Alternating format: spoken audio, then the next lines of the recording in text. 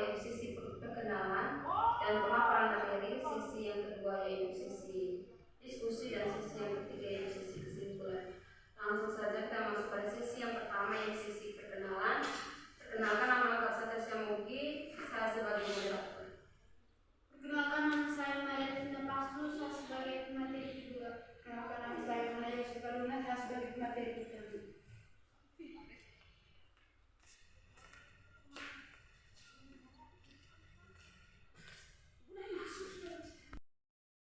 Perkenalkan, nama lengkap saya Wasilina Titik Alo, saya sebagai pemateri ketiga.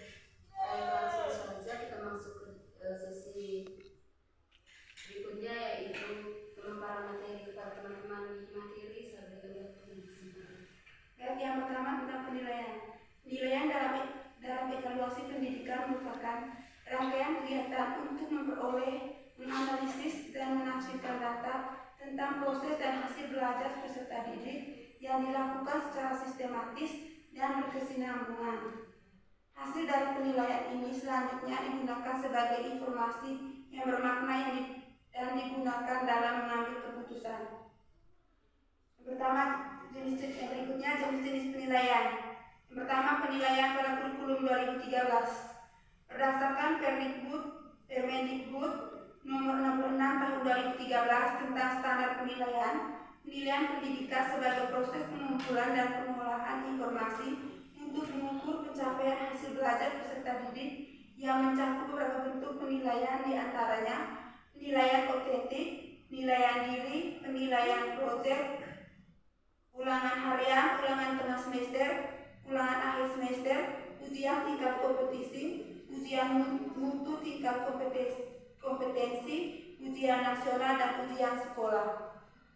Bentuk-bentuk penilaian: yang pertama penilaian otentik, kedua penilaian diri, yang ketiga penilaian portofolio, yang keempat penilaian harian, yang kelima ujian tengah semester atau UTS, yang keenam ujian akhir semester atau UAS, yang ketujuh ujian nasional atau UN.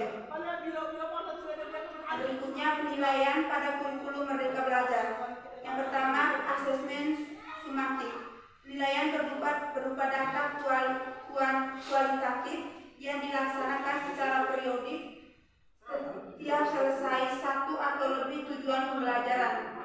Hasil asesmen sumatif digunakan untuk pelaporan hasil belajar atau rapor. Hasil penilaian sumatif siswa terdapat 4 kualitas. Yang pertama, perlu bimbingan, yang kedua cukup, yang ketiga baik, dan yang keempat sangat baik. Yang kedua, penilaian formatif. Kegiatan penilaian ini mengetahui sejauh mana tujuan pembelajaran sudah dicapai oleh peserta didik. Penilaian ini dilakukan pada awal pembelajaran dan saat pembelajaran berlangsung. Hasil dari asesmen formatif digunakan untuk pertimbangan deskripsi capaian kompetensi dalam rapor. Yang kedua, alokasi waktu. Alokasi waktu merupakan namanya kegiatan pembelajaran yang dilaksanakan di dalam kelas atau laboratorium yang dibatasi oleh kondisi alokasi waktu ketat. Biasanya dilakukan dengan membandingkan pelaksanaan beberapa program yang berbeda dalam jumlah waktu yang sama. Fungsi menentukan alokasi waktu.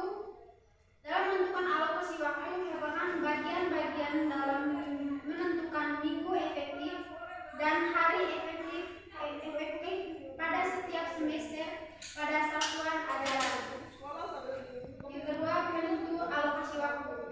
Dalam menentukan alokasi waktu, prinsip yang perlu diperhatikan adalah tingkat kesukaran materi, ruang lingkup atau cakupan materi, frekuensi penggunaan materi baik untuk belajar maupun di lapangan, serta tingkat pentingnya materi yang dipelajari atau mengerjakan pekerjaan yang berhubungan dengan materi.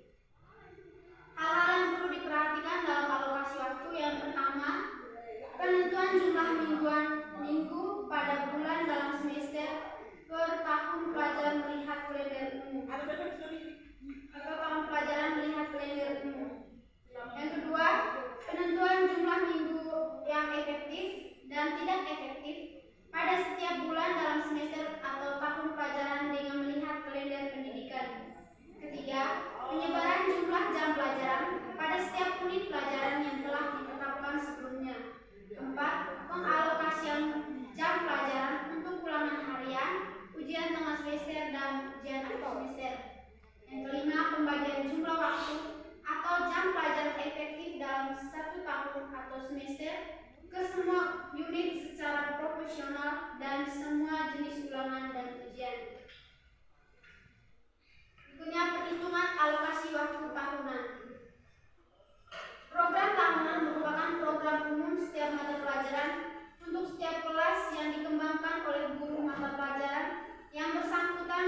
Program ini telah dipersiapkan dan dikembangkan oleh guru mata pelajaran sebelum tahun ajaran karena merupakan pedoman bagi pengembangan program-program berikut.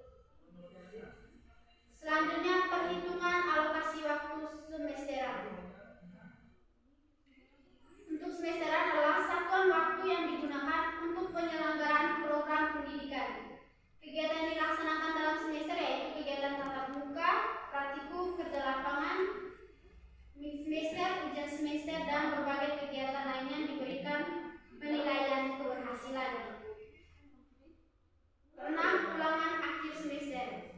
Ulangan akhir semester merupakan kegiatan dilakukan oleh pendidik untuk mengukur pencapaian kompetensi peserta didik di akhir semester.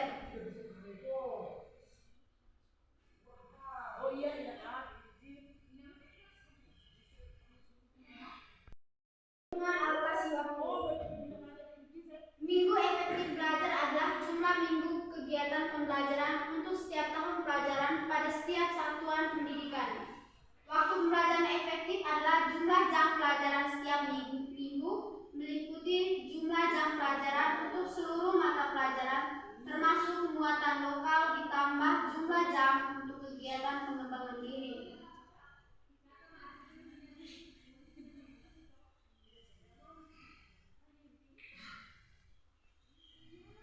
Perhitungan alokasi waktu harian. Hari efektif adalah banyaknya hari yang terdapat dalam kalender pendidikan yang dapat digunakan dalam tatap muka terstruktur dalam melaksanakan kegiatan penyampaian materi pembelajaran di kelas.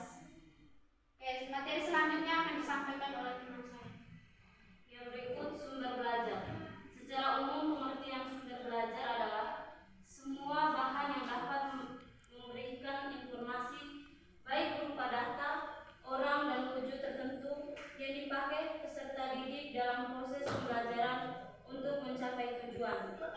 Yang pertama, sumber belajar yang dirancang.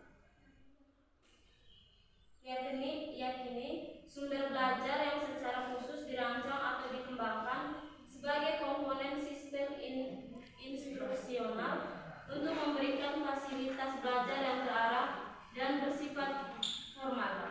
Contohnya, buku pelajaran, modul, program VCD pembelajaran, program audio pembelajaran, transparansi pembelajaran, modul CIE, program instruksi dan lain-lain. Yang kedua, sumber belajar yang dimanfaatkan, yaitu sumber belajar yang tidak didesain khusus untuk keperluan pembelajaran dan keberadaannya dapat ditemukan, diterapkan dan dimanfaatkan untuk keperluan pembelajaran. Contohnya surat kabar, siaran TV, pasar, sawah, waduk, pabrik, museum, kebun binatang, terminal, pejabat pemerintah, tenaga ahli, pemuka agama, dan lain-lain. Baik, sesi pemaparan materi sudah selesai. Berikutnya kita masuk pada sesi yang kedua, yaitu sesi diskusi dan atau sesi tanya jawab. Di sini saya batasi dengan 3 penanya. Bagi teman-teman yang ingin bertanya, bisa ajukan pertanyaan.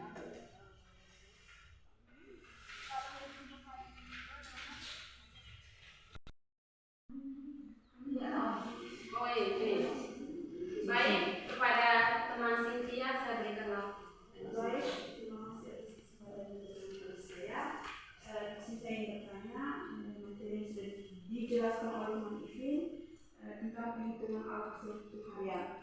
Yang sudah dijelaskan yaitu banyaknya hal yang terdapat dalam kalender pendidikan yang digunakan dalam tatap muka. Misalnya dalam kalender tatap muka ini tidak dijalankan kegiatan tatap muka. Apakah tetap kegiatan pembelajaran ini tetap dilaksanakan ataukah tidak?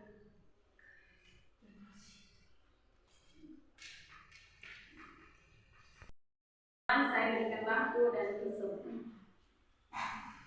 Baik, terima kasih atas kesempatan diberikan kepada saya. Di sini saya ingin bertanya kepada teman-teman pemateri, bagaimana cara sekolah membuat alokasi waktu dengan melihat kalender umum dan juga kalender pendidikan. Terima kasih. Baik, terima kasih kesempatan yang diberikan kepada saya. Ingin saya tanyakan dalam penilaian otentik dan penilaian portofolio itu seperti apa? Baik, terima kasih kepada teman-teman yang sudah bertanya. Kami minta waktu untuk menjawab pertanyaan. Baik, terima kasih kepada teman-teman yang sudah memberikan pertanyaan. Kami akan langsung menjawab pertanyaan dari teman-teman. Pertanyaan pertama dari teman Cynthia dengan bunyi pertanyaan, dalam penilaian alokasi waktu harian itu terdapat kegiatan tatap muka. Jika kegiatan tatap muka itu tidak dilaksanakan, apakah proses pembelajarannya tetap dilaksanakan? Baik, kalau untuk tadi dengan menyatakan ada mingguan untuk tatap muka, tidak mungkin dalam satu minggu itu pendidik itu tidak datang ke sekolah terus-terusan. Mungkin juga tidak datang terus ke sekolah, tapi akan diganti. Mungkin tidak akan ada proses pembelajaran, tapi diganti dengan mungkin diberikan kepada guru lain untuk datang untuk mengajar, atau dengan memberikan tugas kepada anak-anak untuk mengerjakan sebagai ganti pembelajaran tatap muka yang tidak dilaksanakan. Baik, terima kasih kepada teman Cynthia. Berikutnya teman Ipin akan menjawab pertanyaan dari teman Fiani. Baik, terima kasih. Saya menjawab pertanyaan dari teman Fiani. Bagaimana apa itu penilaian otentik dan penilaian portofolio? Oke, jadi kalau penilaian otentik itu penilaian diukur dari sikap siswa, keterampilan siswa, dan pengetahuan siswa di kelas. Kalau penilaian portofolio itu penilaian yang diambil berdasarkan hasil pekerjaan siswa, misalnya hasil ujian itu merupakan penilaian portofolio. Baik, bagaimana teman Fiani? Apakah bisa menjadi jawaban atau masih ada sanggahan? Terima kasih kepada teman Fiani. Berikutnya saya berikan kepada teman Yeni untuk menjawab pertanyaan dari teman Ola. Saya akan menjawab pertanyaan dari teman Ola, bagaimana cara sekolah membuat alokasi waktu baik secara kalender pendidikan dan kalender umum. Kita ketahui bahwa kalau kalender umum itu kan ada hari Minggu, Senin sampai Minggu. Kalau di kalender pendidikan itu tuh hanya kalender yang misalnya dari hari Senin sampai hari Sabtu itu kan efektif belajar. Nah, dalam kalender pendidikan itu tuh misalnya ada kegiatan libur itu, misalnya ada hari-hari keagamaan. Sebelum